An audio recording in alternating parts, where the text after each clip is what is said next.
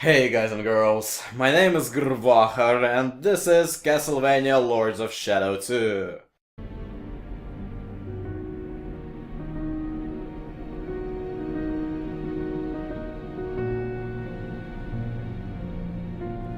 Now when I've beaten it, I'm trying to remember why the hell I bought it in the first place.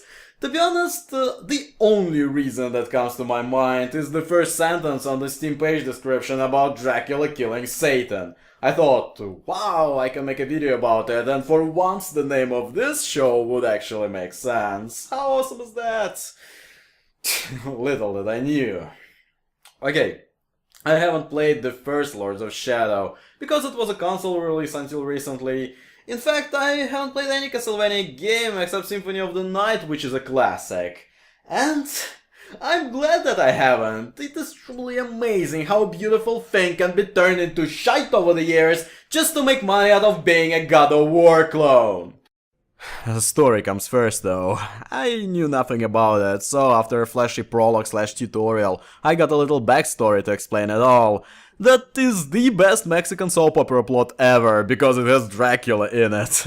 I'm not kidding, the gist of it, there was Gabriel Belmont that defeated Lords of Shadow and became Dracula, but he didn't know that he had a son whose destiny was to kill his own father. He failed though, revealing his true origin to his father with his dying words. Dracula tried to cure him with his own blood, but it didn't seem to work, so he swore vengeance upon mankind, not realizing that the blood actually worked. Thus, Alucard the vampire was born, who saw his father's deeds and decided to try to kill him again. And I lost it with the next line. But fate had something else in mind. Meanwhile, Trevor's own son grew into a fearsome warrior with a reputation that far exceeded even that of his illustrious father. What? Now you're just playing with me. Are there any more relatives in the mix I should know about? How about a little Aunt Belmont that was trained by the Brotherhood of Light to work as Dracula's chef to secretly poison his blood? Or is there Gabriel's twin brother that was lost in an infirmary but managed to find his beloved brother? Come on, game, we can make this even sillier. Once in the castle, Simon met Alucard, and knowing little of the true identity of his companion, joined forces with him. Oh, son and grandson tag teaming against their grandpa. Never mind then. After expectations went down a notch due to that thrilling opening, Dracula wakes up in a crypt and, Robert Carlyle? The Robert Carlyle! Wow, expectations go up again. Then Patrick Stewart appears and says, hey Robert, let's go kill Satan. Robert answers, okay, and that is our clumsy setup for an adventure. But it doesn't matter. I immediately forgot about it when I entered the streets. I found myself in a modern environment. It was really cool for about 2 minutes when I started fantasizing about roaming London as Dracula searching for Satan in order to kill him Jack Ripper style. Unfortunately, harsh reality strikes you quite fast and you realize it will be nothing like that.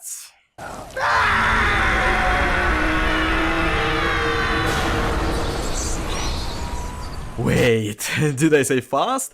I mean from the awakening in the cathedral till you get any freedom whatsoever, 17 minutes pass. Till you face your first enemy aside from one supposed to lose fight, it is 46 minutes. 46 bloody minutes! Have you taken Hideo Kojima's directing class? I mean, some of them are fun, like murdering that family for blood, but the rest is a mix of boring jumpy and stealthy bits with a bunch of talking that can be summed up in one sentence. Hey Dracula, kill Satan and I'll grant you true death. Go kill his acolytes first. Done. By the way, who the hell is that guy? It says here that he's the Lord of the Dead and the founder of the Brotherhood of Light. Why? Or did the Lord of the Dead just decided to branch out his business a bit because necromancy didn't make enough money, so Holy Crusade sounded like a great idea towards increasing the corpse supply? After cutscenes finally stop, you start searching some lab for the first acolyte, but suddenly you get transported into your castle post-prologue siege. And yes, most of the game takes place in the castle instead of the real world. But even having finished the game, I still don't know what the fuck are these castle bits supposed to be. Are they real since you can be transported there for a medallion? Are they a dream? Are they Dracula's lost memories? It is never explained. He just kinda rolls with it after meeting his son. And oh god, I want to smack that kid. I don't want to brag about it all that much considering he's just a kid, but he's sharing a lot of scenes with Robert Carlyle, which makes his every line of dialogue sound like pounding nails into my ears. He can't even decide on the freaking accent, switching it on and off from scene to scene. Take this. Use it, and I will come. Father! Mother is very frightened. Can you come with me? Thanks God he never meets Patrick Stewart, that would have been just unfair. So finally we get to meet our first enemy, 46 minutes in, better late than never, right? The thing is, this enemy is the incarnation of Dracula's unhealthy relationship with his castle. I'm dead serious, it's like watching a slightly disturbing melodrama. After spending years living with his castle, Dracula finally reached his middle-age crisis and decided that he needs to move on and find himself a better life somewhere else where he can accomplish great things, like killing Satan. But the castle wasn't happy. It started stalking him, calling him every day, demanding that he came back. But Dracula made his decision.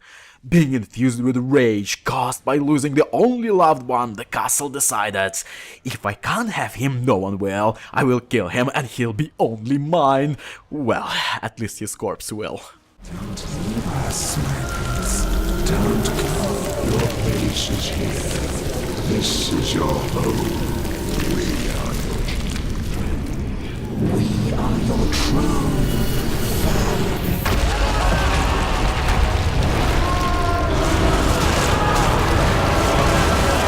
Seriously though, the castle bits feel extremely contrived, since it is even unclear if things that go on there have any real significance. I can't even tell if Dracula's wife, son and enemies are real. It mostly feels like pandering due to the fact that a Castlevania game is supposed to take place in a castle, so they had no choice but to find a way to put it in. However, the modern city was also built on the castle's ruins, so why the hell didn't you just stick with that? It would have been fine, giving a fresh look to old things. Make it a bit more gothic and even fans wouldn't mind all that much.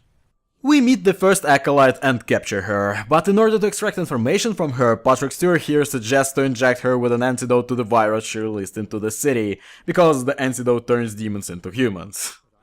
No matter, because here starts the petting. We meet the second acolyte only 13 hours into the game. 13 hours of fuckery around, and I thought this game is about Dracula killing Satan. Apparently not. The majority of the game is about recovering powers and making fun of the plots. Against us, you scum! Then let's give her back her humanity. Oh, make me pretty again. Oh, Yes, please make but me how? pretty again. Another fun game to play is Where Have the Devs Stolen a Thing From? You can score 2 on this boss. Climbing the boss's arms to reach a weak spot, it is Shadow of the Colossus. And hey look, it is Bayonetta's hairy powers that finish it off. Wow, I could be playing those better games right now. The next boss is... whoa! Hello titties. Their name is Carmilla. She seduces Dracula. Well, of course she does. And she poisons him with her blood, so his wife can finally appear and offer her blood as an antidote.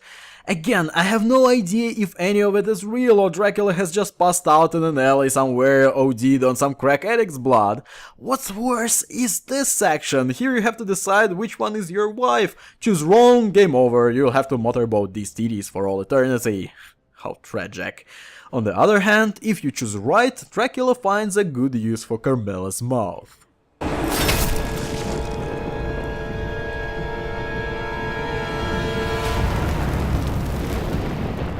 Dracula gets the antidote for the first acolyte eventually, and that doesn't work as planned, so we could have another boring boss fight, because the writer couldn't be asked.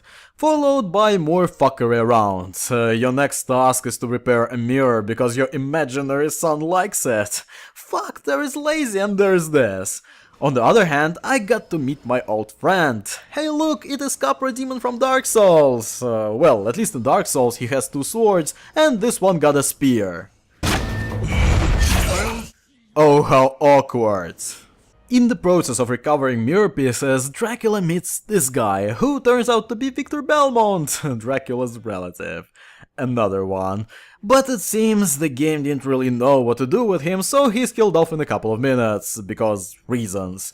He is used to attract one of the Satan's acolytes, but instead of fighting him 3-on-1, they just let Victor die. Laziness? I'd say yes. But hey, we get to fight another boss, Inner Dracula.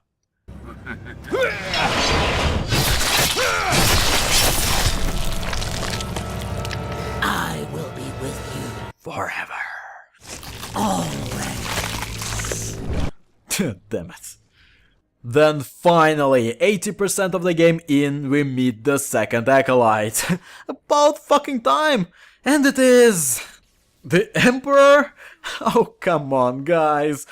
And he transforms into Smough and Arnstein plus another one. You're not even trying now, are you? After the second acolyte dies, it is time for the final one to bite the dust. But then a twist is revealed. Dracula made a pact with his son that Alucard puts him to sleep, so Satan and the Lord of the Dead would think he's dead, reveal themselves, so Dracula could heal them both, saving the world from evil. Yeah, whatever. What's more interesting, how the hell the Lord of the Dead didn't know his bodyguard and right hand is Alucard? After centuries spent together, Patrick Stewart never bothered to ask him to take his helmet off, or never bothered to read his mind, being all that powerful he's set up to be. So Patrick Stewart turns into death, being pissed about Dracula's little arrangement with his son to murder him. Hell, I was expecting Gravelord Nito. Regardless, the next step is to kill Satan. Finally, the ultimate showdown with the Lord of all Evil, the most powerful adept of chaos that exists only to spread destruction and death. The... Nathan Explosion? Oh, for the fuck's sake. Fuck you, game. Just how unimaginative can you be? Yeah, in the end, Dracula kills the flying worm thing that is out to destroy the world and finishes off Nathan Explosion somehow. That is total bullshit, because Nathan cannot die. All of it just doesn't matter. The main plot of this game lasts for, well, hardly 4 hours, with 12 hours of pointless filler between the first and last 3 boss fights. This game is not about killing Satan, it is about roaming Dracula's abusive castle, trying to solve his personal issues with an imaginary family. And fuck that! Actually no, it would be fine if the gameplay was any good, but it is even more boring than freaking Darksiders 2, which is some kind of achievement, I guess. Where do I even start?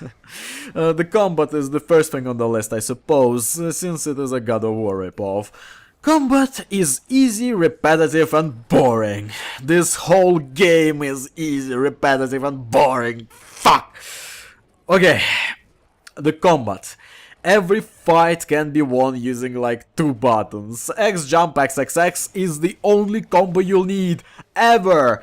Yes, you can switch weapons, you get 3 in total. It brings insane amount of variety to the game. You can X jump XXX with a sword, or X jump XXX with fiery fists.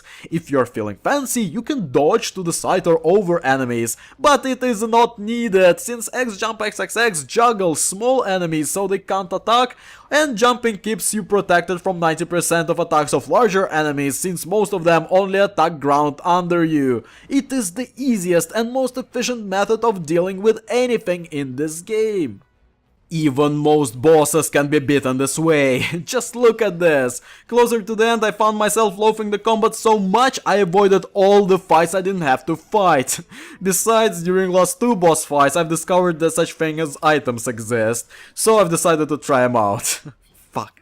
The use of items made the final boss just a punching bag. I was effectively immortal during that fight.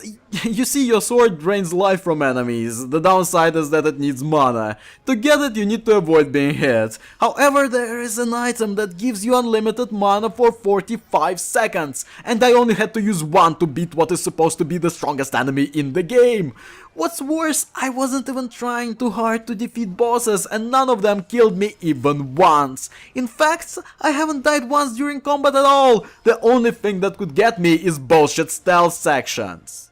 These are just dumb.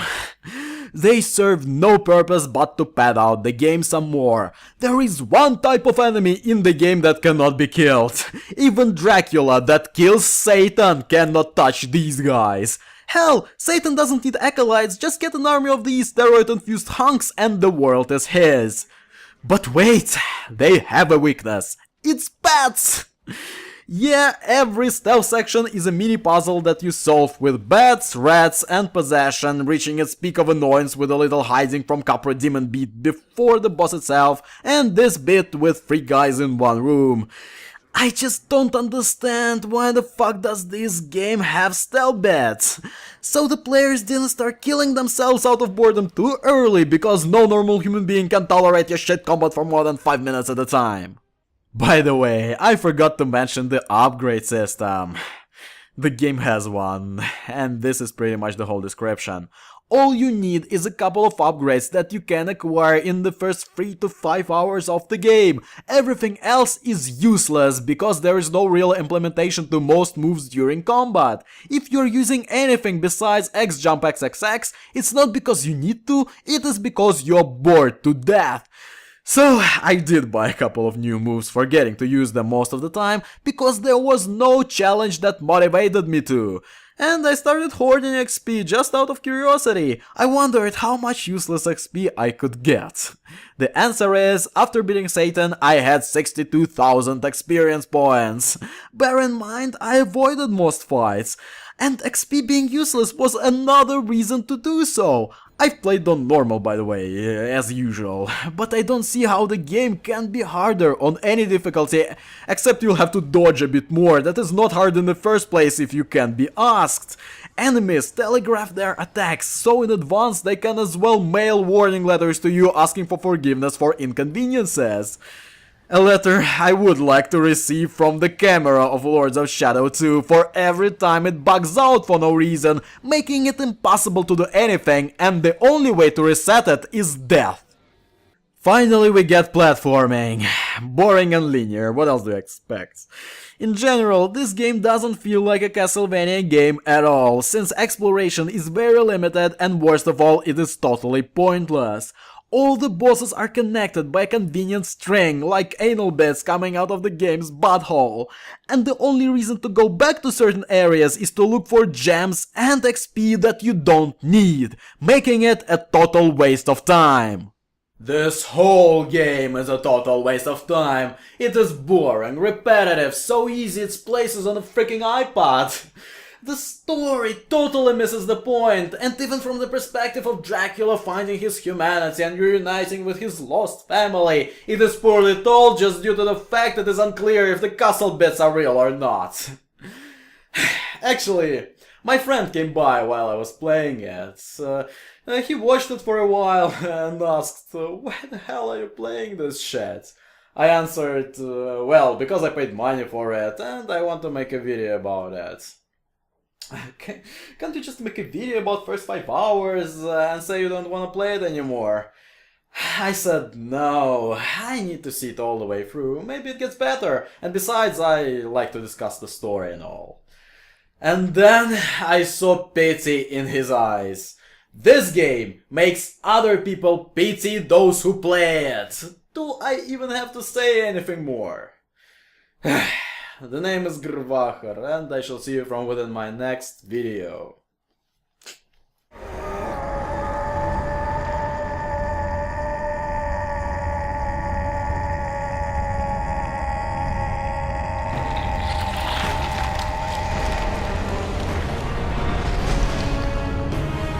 Goodbye, goodbye, see